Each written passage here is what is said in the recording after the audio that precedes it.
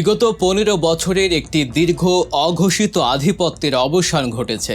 একটি নির্দিষ্ট গোষ্ঠীকে ক্ষমতায় টিকিয়ে রেখে পুরো একটি স্বাধীন দেশকে নিজেদের প্রত্যেক সম্পত্তির মতো ব্যবহার করে আসছিল যে শক্তি, ছাত্র জনতার এক অভূতপূর্ব গণ অভ্যুত্থান তাদের সেই সাজানো সাম্রাজ্যকে এক নিমিষেই ধুলোয় মিশিয়ে দিয়েছে। এই পতনকে ভারতের সাউথ ব্লক তাদের ইতিহাসের অন্যতম বড় এক ভূরাজনৈতিক বিপর্যয় হিসেবে দেখছে। কারণ যে দেশটি এতদিন তাদের হাতের মুঠোয় ছিল, সেই বাংলাদেশ এখন নিজেদের পায়ে দাঁড়াতে শুরু করেছে, স্বাধীনভাবে সিদ্ধান্ত নিচ্ছে, বড় বড় মেগা প্রকল্পে যুক্ত হচ্ছে চীনের মতো পরাশক্তি। বিলিয়ন বিলিয়ন ডলারের বিনিয়োগ আসছে।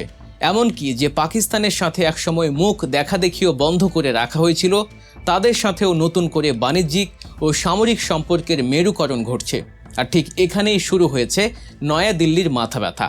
নিজেদের হারানো আধিপত্য পুনরুদ্ধার করতে এবং একটি উদীয়মান স্বাধীন রাষ্ট্রকে পুরোপুরি অকার্যকর প্রমাণ করতে এবার ইতিহাসের অন্যতম ভয়ঙ্কর এক নীল নকশা নিয়ে মাঠে নেমেছে ভারতের সাউথ ব্লক। তারা আর কেবল পর্দার আড়ালের রাজনৈতিক ষড়যন্ত্রে সীমাবদ্ধ নেই, সরাসরি একটি স্বাধীন দেশের বুকে সামরিক আগ্রাসন এবং অভ্যন্তরীণ ধ্বংসযজ্ঞ চালানোর এক চূড়ান্ত মাস্টার প্ল্যান হাতে নিয়েছে। আর এই পরিকল্পনার ব্লুপ্রিন্ট কোনো সাধারণ বিষয় নয়, এটি রীতিমতো শিহরণ জাগানো এক বাস্তব চিত্র। সম্প্রতি পাকিস্তানের টাইমস অফ ইসলামাবাদ সাউথ ব্লকের একটি অত্যন্ত গোপন ফাইলের তথ্য ফাঁস করেছে, যা শুনলে যে কোনো সাধারণ মানুষের রক্ত হিম হয়ে আসতে বাধ্য। ফাঁস হওয়া সেই রিপোর্ট অনুযায়ী বাংলাদেশকে চিরতরে পঙ্গু করে দিতে এবং নিজেদের অনুকূলে রাখতে ভারতীয় গোয়েন্দা সংস্থা র একটি ভয়ঙ্কর প্রক্সি বাহিনী গঠন করেছে। এই বাহিনীর মূল লক্ষ্য হলো বাংলাদেশের ভেতরে গুপ্তচর বৃত্তি পরিচালনা করা, রাজনৈতিক সহিংসতা উস্কে দেয়া এবং চূড়ান্ত পর্যায়ে দেশটিকে একটি ভয়াবহ গৃহযুদ্ধের দাবানলে তৈরি করা। সাউথ ব্লকের শীর্ষ নীতি নির্ধারণী পর্যায় থেকে এই প্রক্সি বাহিনী মাঠে নামানোর সরাসরি সবুজ সংকেত দেয়া হয়েছে। আর এই কাজের জন্য তারা বেছে নিয়েছে সদ্য ক্ষমতাচ্যুত সরকারের অবশিষ্ট অনুগত নেতাকর্মী এবং চরমপন্থী গোষ্ঠীগুলোকে। এই প্রক্সি বাহিনীর কাজ হবে দেশের বিভিন্ন স্থানে পরিকল্পিত সংঘাত তৈরি করা, ছোট ছোট ঘটনাকে পুঁজি করে বড় ধরনের দাঙ্গার সৃষ্টি করা। এর পেছনের কারণটা অত্যন্ত সুদূর প্রসারী। আন্তর্জাতিক সম্প্রদায়ের কাছে ভারত প্রমাণ করতে মরিয়া যে তাদের মদতপুষ্ট পূর্ববর্তী সরকার ছাড়া বাংলাদেশ একটি সম্পূর্ণ ব্যর্থ এবং অকার্যকর রাষ্ট্র। পশ্চিমা বিশ্বকে তারা বোঝাতে চায় যে বাংলাদেশ এখন উগ্রপন্থীদের অভয়ারণ্যে পরিণত হয়েছে। যদি পশ্চিমা বিশ্ব একবার এটি বিশ্বাস করতে শুরু করে, তবে আন্তর্জাতিক সম্প্রদায়কে ত্রাণকর্তা হিসেবে দেখিয়ে ভারত নিজেই এই অঞ্চলে সরাসরি হস্তক্ষেপ করার সুযোগ খুঁজবে। ঠিক এই সুযোগটি তৈরি করতে চায় দিল্লি। এই ভয়ঙ্কর ছক যে কেবল কাগজে কলমে সীমাবদ্ধ নেই, তার প্রমাণ মিলেছে খোদ ভারতের সীমান্ত তৎপরতায়।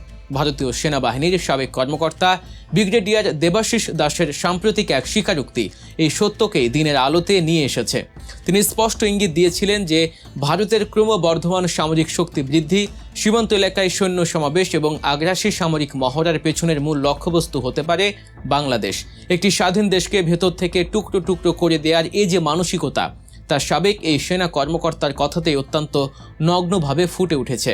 দেশের উত্তর ও উত্তর পূর্বাঞ্চল সীমান্তে রাতের অন্ধকারে নিঃশব্দে কাঁটা তারের ওপার থেকে সরাসরি বিএসএফের গাড়িতে করে নির্দিষ্ট গন্তব্যে নিয়ে যাওয়া হচ্ছে সন্দেহভাজন ব্যক্তিদের। এটি কোনো হলিউড বা বলিউডের থ্রিলার সিনেমার দৃশ্য নয়, এটি আমাদের সীমানার রূঢ় বাস্তব। এই ষড়যন্ত্রের সবচেয়ে বড় এবং চাঞ্চল্যকর প্রমাণটি ধরা পড়েছে সম্প্রতি। বাংলাদেশের অত্যন্ত চৌকস একটি বিশেষ গোয়েন্দা সংস্থার জালে ধরা পড়েছে ভারতীয় গোয়েন্দা সংস্থা রয়ের দুই দুর্ধর্ষ গুপ্তচর। আল জাজিরার অনুসন্ধানী সাংবাদিক জুলকার নাইন সাইডের প্রকাশিত তথ্যে এই দুই গুপ্তচর, যাদের এমবি এবং এসবিএস হিসেবে চিহ্নিত করা হয়েছে, তাদের ভয়াবহ কর্মকাণ্ডের চিত্র বেরিয়ে এসেছে। দীর্ঘ সময় ধরে এই দুই ব্যক্তি সাধারণ মানুষের ছদ্মবেশে বাংলাদেশের শিরায় উপশিরায় মিশে গিয়ে রাষ্ট্রের সবচেয়ে সংবেদনশীল তথ্য পাচার করে আসছিল।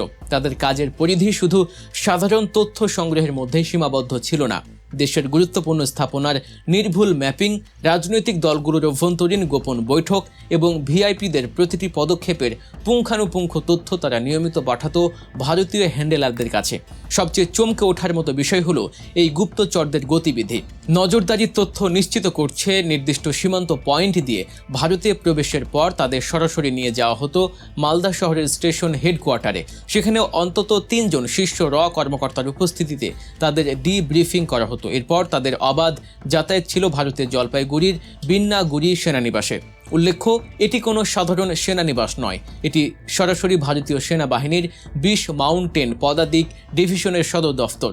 যখন একজন গুপ্তচর সরাসরি অন্য একটি দেশের মাউন্টেন ডিভিশনের সদর দফতরে গোপন তথ্য আদান প্রদান করে, তখন সেটি আর কেবল গোয়েন্দা নজরদারির পর্যায়ে থাকে না, এটি সরাসরি সেই দেশের বিরুদ্ধে সামরিক আগ্রাসনের ব্লুপ্রিন্ট।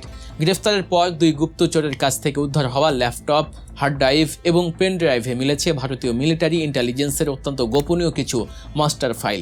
সেখানে বাংলাদেশের সাংবাদিক, সরকারি বেসরকারি কর্মকর্তা থেকে শুরু করে শীর্ষ রাজনীতিবিদদের একটি নির্দিষ্ট হিট লিস্ট এবং নজরদারি তালিকা পাওয়া গেছে। নিষিদ্ধ গোষ্ঠীগুলোর সাথে তাদের সরাসরি যোগাযোগ এবং অর্থায়নের সুস্পষ্ট মানি ট্রেইলও ধরা পড়েছে এসব ডিভাইসে। দেশের প্রচলিত আইনে দৃষ্টান্তমূলক শাস্তি নিশ্চিত করতে এই 2 গুপ্তচরকে ইতিমধ্যেই যথাযথ কর্তৃপক্ষের কাছে হস্তান্তর করা হয়েছে। এই গুপ্তচরদের তৎপরতাকে কোনো বিচ্ছিন্ন ঘটনা ভাবার অবকাশ নেই। রাস্তার বুকে এদের বাস্তব প্রয়োগ ইতিমধ্যেই শুরু হয়ে গেছে।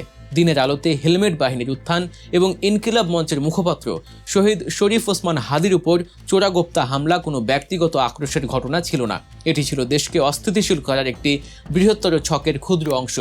এই হামলার পর সাধারণ মানুষের ক্ষোভকে ব্যবহার করে সুযোগ সন্ধানীরা যে ধ্বংসযজ্ঞ চালিয়েছে তা পুরোপুরি পরিকল্পিত। বহির্বিশ্বে বাংলাদেশের ভাবমূর্তি ক্ষুণ্ণ করতেই একটি নির্দিষ্ট গোষ্ঠীকে দিয়ে এসব হামলা চালানো হয়েছে।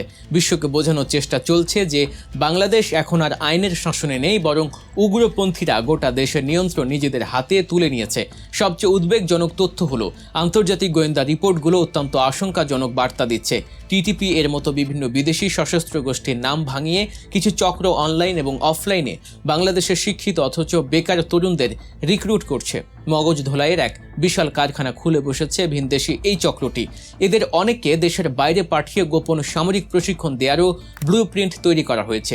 উদ্দেশ্য অত্যন্ত পরিষ্কার, দেশের ভেতরে একের পর এক চোরাগোপ্তা হামলা চালানো এবং বহির্বিশ্বে বাংলাদেশকে একটি আন্তর্জাতিক সন্ত্রাসী হাব হিসেবে প্রতিষ্ঠিত করা।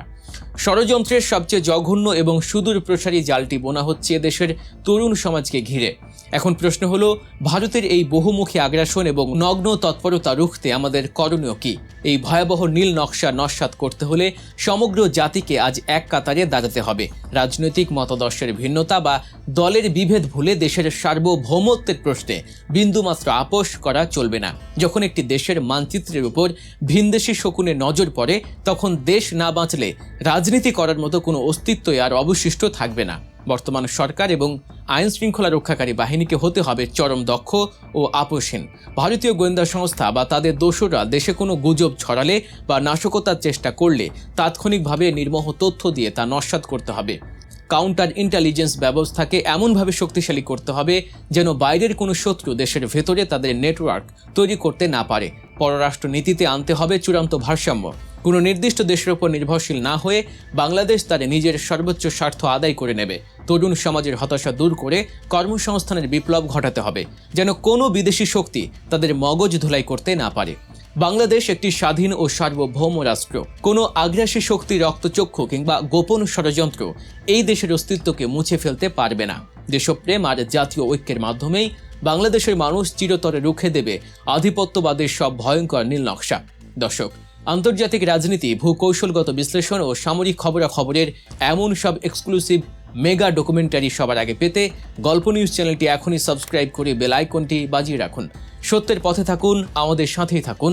আল্লাহ হাফেজ।